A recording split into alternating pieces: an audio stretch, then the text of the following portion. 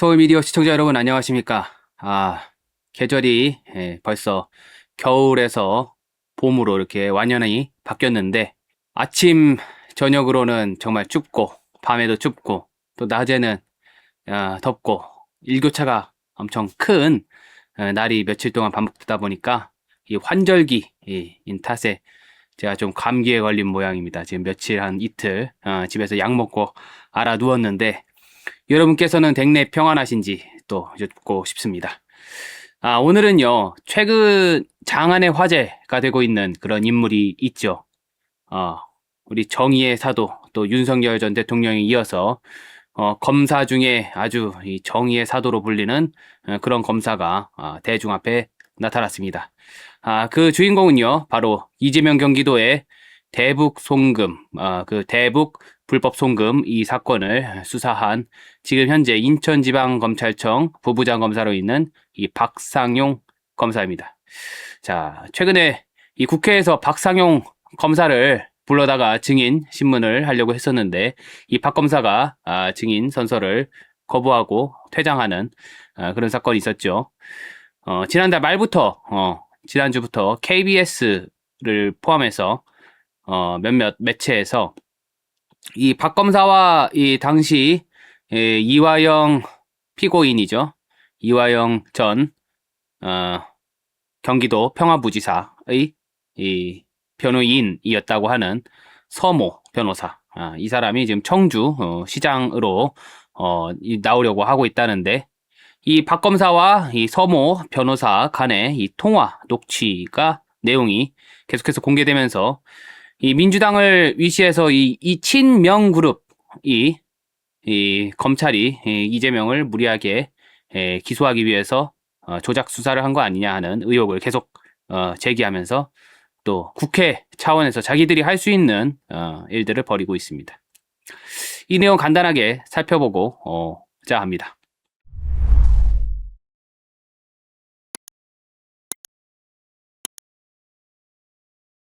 자, 이런 거죠.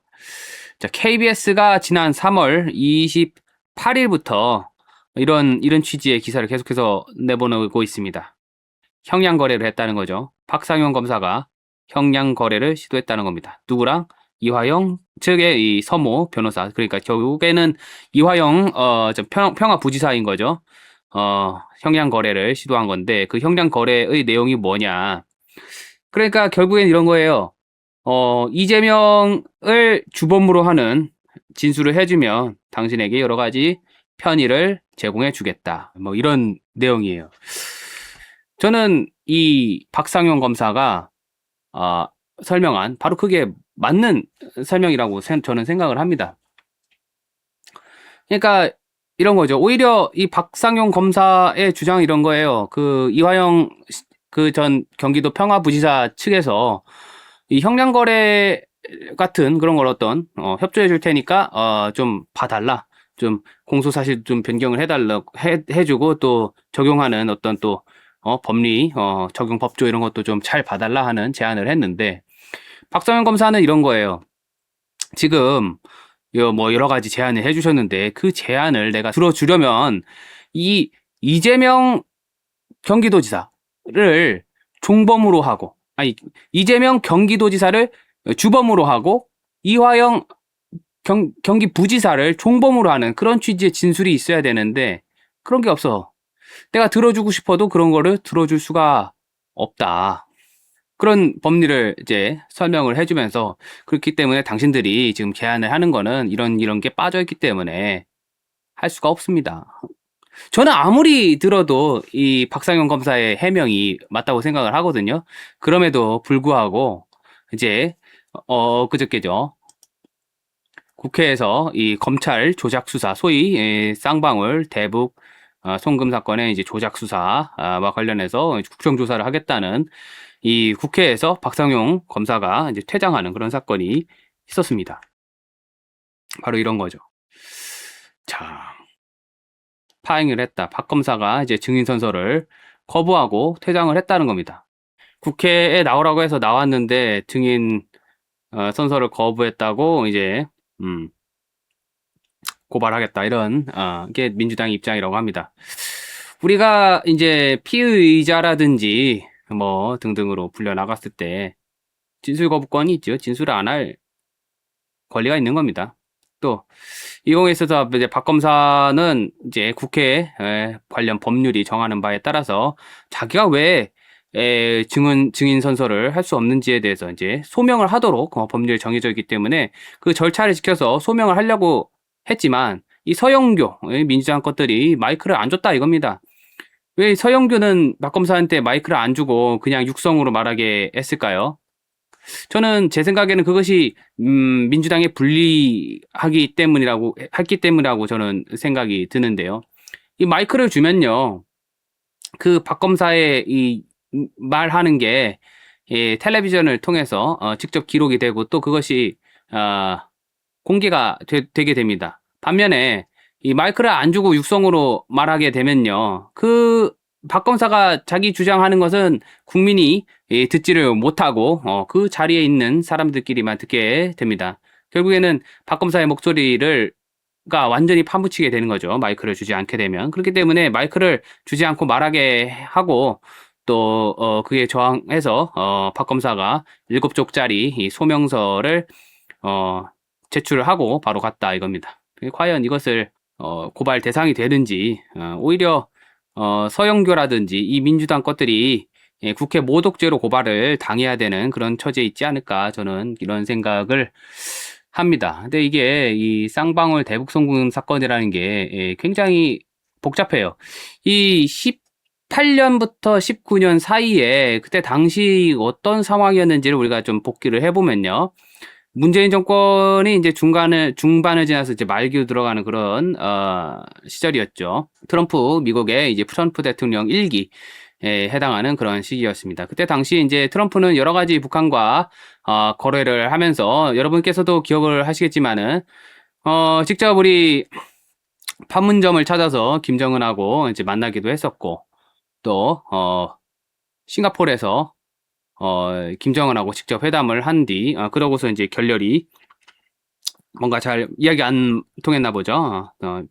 북한과 미국 간의 대화가 중단이 됐는데, 그 무렵에 이제, 그런 세계적인 어떤 국제적인 국제 정치상의 어떤 분위기 속에서 문재인 정부가 정권이 북한과의 어떤, 대북 지원을 확대할 목적으로 어떤 경제 협력 뭐 이런 거를 고안하고 구상하고 있었던 차였습니다. 그때 당시에 이제 이재명 당시 경기도지사 하고 있었던 이재명이 우리도 북한 사업에 참여시켜 달라 뭐 이런 취지였는데 문재인 정권은 이재명을 일종의 라이벌로 보고서 참여를 안 시켜준 거죠. 이제 방북을 하게 되는데 방북에서도 이재명을 제외시키는 등 상당한 견제를 하게 됩니다. 그런 상황에서 이재명 경기도가 차원에서 북한과의 어떤 뭔가 협력할 수 있는 거리를 만들 수 있지 않을까 하고서 추진을 해보려고 했던 과정에서 이런 사건이 발생한 것이 아닌가 하고 저희는 해석을 하고 있습니다. 이렇게 이제 나무위키에 내용이 나와 있는데요. 경기도 차원에서 북한에다 직접 돈을 갖다 줄 수가 없으니까 이제 잘 봐달라는 거죠. 쌍방울의 이제 김성태 대표를 통해 가지고 북한에 거액의 달러를 갖다 줬다. 그 달러의 목적은 북한과의 여러 경제 협력 잘 봐달라 뭐 이런 거랑 플러스 이재명의 방북을 좀 도와달라 뭐 하는 그런 내용이었다고 하는데요. 이제 과연 그러면 이 사건에 이재명이 얼마나 관여가 되어 있을까 하는 것이 지금 검찰의 이 수사, 결론, 또 재판하고 있는 것 그런 내용, 뭐 그런 요지가 되겠습니다. 결국 이재명이 이 북한으로 돈 넘어가는 것을 알았느냐 몰랐느냐. 한편에선 알았다. 또는 한편에선 몰랐다. 이런 이야기들이 계속 나타나고 있습니다. 이런 이화영이 왜 그럼 여기서 문제가 되느냐? 이화영은 자백을 했거든요. 자기가 이재명한테 보고를 했다. 근데 문제가 이제 되는 것은 이화영이 과연 그런 이재명과의 어떤 직접 관련성을 자백하는 그런 진술이 검찰의 회유에 의한 것이냐. 민주당은 그렇다고 주장을 하고 있거든요. 거기서 무슨 연어회가 이제 들어가서, 그런 술과 먹거리로 검찰이 이화영을 꼬드겨가지고 거짓 진술을 하게 만들었다. 뭐 이런, 의혹을 계속해서 제기하면서, 하는 거고 있는 거고. 그 연장선상에서 지금, 이 박상용 검사의 이 소위 진술, 형량 거래 이 의혹이 민주당 발로, 제기가 된 것입니다. 다른 한편에서는 이런 이야기도 있어요. 이화영과 이재명과의 이 관계를 봤을 때, 이화영은, 그 이재명의 아주 뭐 핵심 측근까지는 아니었기 때문에, 이화영이 독자적으로 했을 수도 있다 하는 그런 이야기도 있는데, 아직까지 뭐 진실은 알 수가 없고, 어쨌든, 현재까지 이 대법원에서 확정 판결에 따르면, 어쨌든, 이화영이, 에, 이화영이 이재명한테 보고했다라는 것은 어 일단은 법률적인 사실로서는 일단 그 해당 진술이 유효했던 것으로 이렇게 보이고 있습니다. 자, 이 사건은 지금 현재 진행 중인 그런 사건이 되겠습니다. 그래서 자, 엊그저께 이제 박상현 검사와 민주당이 한판 겨루기도 했는데요. 저는 박상현 검사의 주장에 이 일리가 있다 이렇게 생각을 하고 있습니다. 어, 여러분께서도 생각하시기에 뭐 이화영 뭐 경기도에 무슨 부지사까지 지냈다는 인물이 연어 몇 점하고 술 몇 잔에 이재명과의 어떤 직접 관계성을 자백하는 그런 회유당에서 그런 발언을 했다. 이게 보기가 어렵겠죠. 그렇게 이화영이 싸구려 인물이었습니까? 그렇다고 만약에 지금 회유 당했다고 주장을 한다면 이화영은 그 정도밖에 안 되는 싸구려다. 라고 지금 주장을 하고 있는 거예요. 그런 싸구려 인물을 참 경기도 부지사로 기용한 이재명 그럼 대체 뭐가 되는 건지 의문을 제기하지 않을 수가 없고요. 자, 어제 또 이 박사현 검사 퇴정 사건에서 과 관련해서 그때 당시 이제 위원장이고 있었던 이 서영교가 자기 페이스북에다가 어떤 글을 썼는지 한번 살펴보고 오늘 뉴스를 오늘 소식을 마무리해 보도록 하겠습니다. 자, 서영교가 이런 글을 썼어요. 위증을 결심한 박상용의 뻔뻔함. 박상용이 국조특위에 나와서 증언선서를 거부했습니다. 위증을 밥 먹듯이 하겠다는 결심이 선 모양입니다. 지금까지 조직적으로 해왔던 회유와 협박, 조작이 드러날 것이 뻔했기 때문입니다. 치졸합니다. 비열합니다. 자, 어쩌고저쩌고. 여러분, 한번 생각을 한번 해보시겠어요? 위증을 결심을 하면은 위증을 하지 않겠습니까? 위증을 결심했는데 왜 증인선서를 거부하죠? 오히려 증인선서를 하고 위증을 하겠죠. 위증을 결심했다면. 예, 위증을 결심한 사람은 증인선서를 거부하는 게 아니라 위증을 합니다. 이런 논리적으로 이제 한국어도 모르는 것 같습니다. 서영교 같은 이런 자들이 무슨 민주당에서 한 자리씩 차지하고 있으니까 대한민국이 참 산으로 가는 거 아닌가 하는 그런 생각이 들고요. 그 서모 변호사도 문제가 심각해요. 그러면은 말하자면 이 박상현 검사가 그렇게 진술을 거짓 진술을 하도록 회유를 했다라고 합시다. 그게 벌써 3년 전 일이라는 거 아닙니까? 그럼 지난 3년 동안 왜 가만히 있다가 이 지방선거 앞두고서 청주시장에 출마한다고 나온 이 사람이 갑자기 왜 이렇게 박상영이가 이런 주장을 했다, 이런 말을 했다 하면서 그것도 전체 통화 녹취가 아니라 자기한테 유리하다고 생각되는 부분에 대해서만 잘라가지고 언론을 통해서 공개되도록 만드는지 그 저희를 의심할 수밖에 없다. 그 목적에 순수한 목적이 있는 거는 아니다. 다들 그렇게 생각하실 거라고 믿습니다.